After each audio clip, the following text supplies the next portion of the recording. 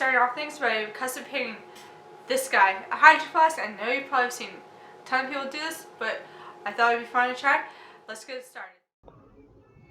Welcome to the table. I am starting off peeling off this darn label off this hydro flask, and then we're going to get started to the nitty gritty.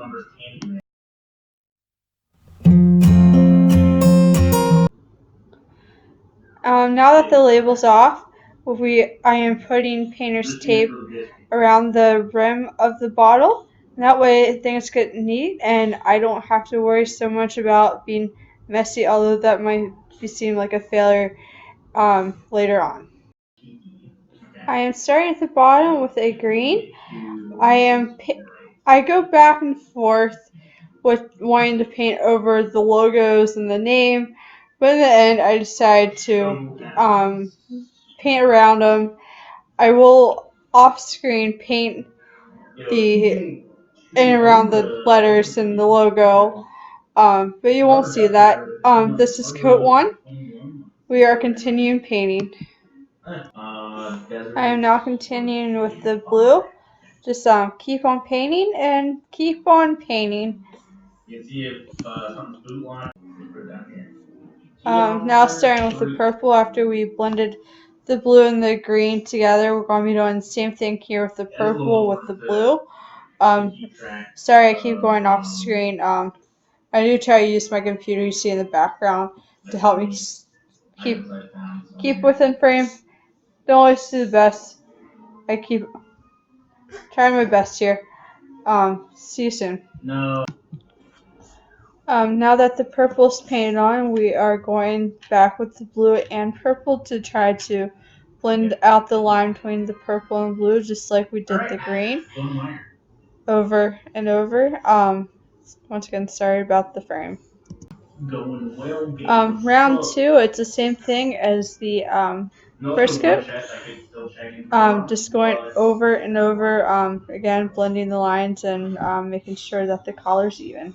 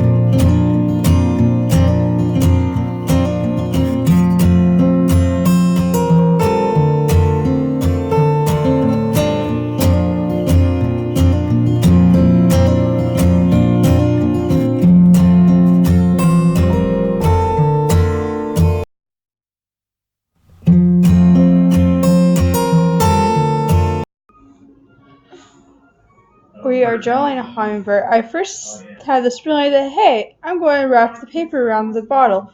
But no, that didn't quite work out. I decided to draw it flat on the paper and draw it just going and sketching it out, even out, making sure the body portions are correct. As you'll see here, a lot of adjusting and erasing. I went originally did that hummingbird because my grandmother loved hummingbirds. I always keep them in a special heart place, and I thought it'd be a really cool design on the bottle.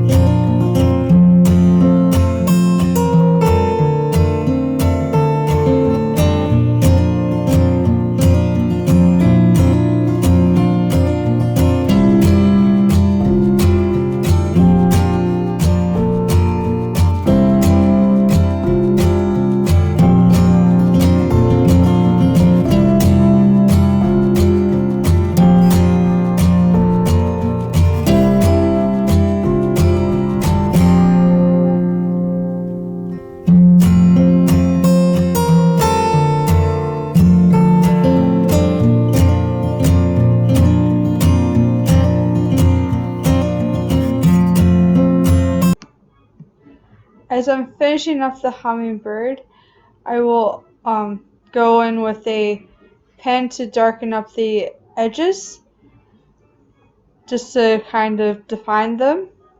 And once we do that, I'm going to go back with charcoal.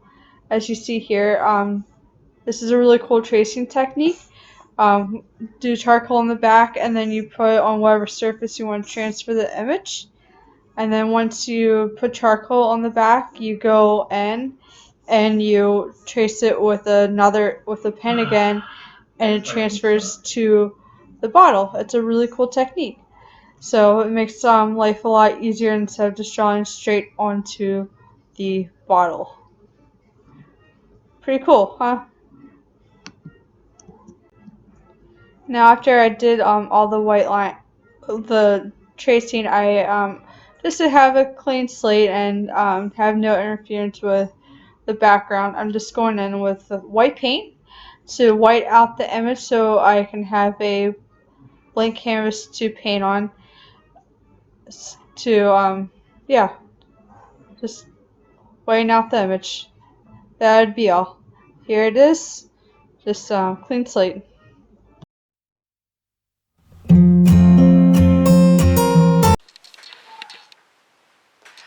So, me being the brilliant one, I just painted this, and you guys saw none of it. Yeah, so we'll continue this one in dress. See you soon. Bye. We're back with the head that you did not see. I did get a lot bit of the head done. Now we're going with the beak. I'm going with the light gray and some black to add dimension and shadows and kind of blend the beak back into the head. I'm using red here, as you see, just to brighten up the red and go in and add a little more dimension to the throat. Now to add dimension to the throat, I'm adding black ever so slightly, and I'm doing it more concentrated up towards the head where the black and the red meet, and that way it kind of blends in and it seems like it transits nice and smoothly. The lighting does make it seem like I added white there, but I did not. Now what I'm doing is I'm adding white paint down here, and that way, because I don't want the green too bright, but I do want some green there, so I just added a little more white to kind of blend in the paint. I sometimes use this technique, and that way I don't have to mix up a whole lot of it. It just kind of blends in to. Now, as you see here, I am going in with a little red, trying to define, and hey, look, kitty. To define the underbelly, I'm using green and red just to kind of, it's a different green, it's a little more of a sage green, but I'm going in and a little red, mostly green, still using the white paint underneath. Right here, I'm using it on the chest to kind of start defining the chest feathers. We're not going for exact here, we're just trying to get the feeling of a hummingbird and the feathers on its chest. Now, as you see here, I am now going in with the first screen and going in with the wing to kind of define the top. Also, just kind of blend it in with the body part of it too. So to make a more cohesive back, I start in that more sage green and white just to make it blend a little bit better and give it more of a realistic approach to it. I'm using the same brush mainly throughout this whole thing. So I'm taking that sage green and maybe a little bit of gray in there and feathering it out by just kind of pressing my brush and going lightly towards the end to give feathers, and I keep doing this over and over. I will be adding greens and whites and blacks to this, but this is pretty much what I do for the whole entire wing.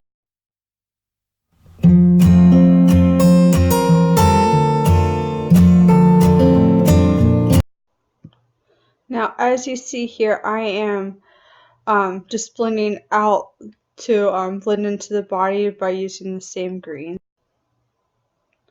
Now, as you see here, I'm just starting the same process here. I'll be doing the same thing with the feathers that I did on the lower.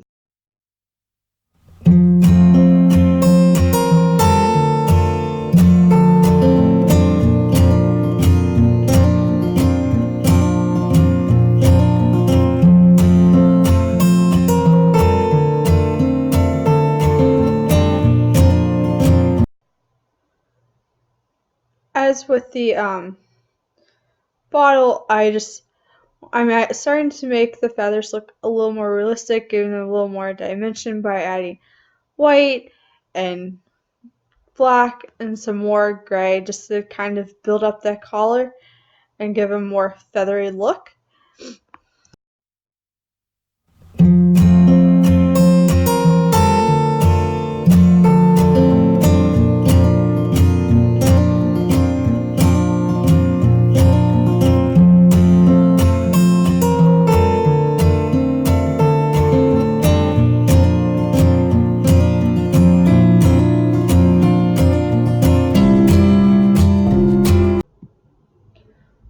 So since this is the back wing, I'm just adding a little black to the green. Black goes a long way, so I'm just adding just a little and adding some green on top to blend it out to kind of give it a shiny look for the back wing.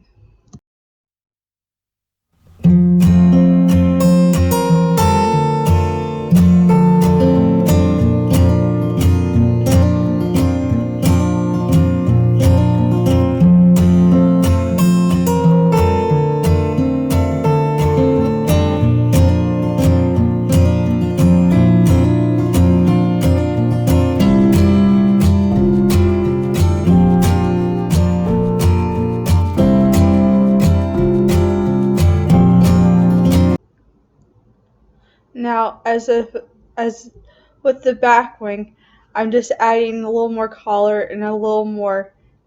Once again, off focus. Sorry about that. Dimension to the back wing.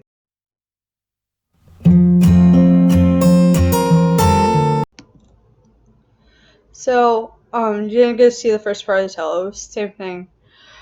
So what I'm doing here is adding a little black, a little white and some gray, just to kind of give the feathers dimension. And here I'm just kind of blending up the tail into the body to give it a more uniform, less choppy look.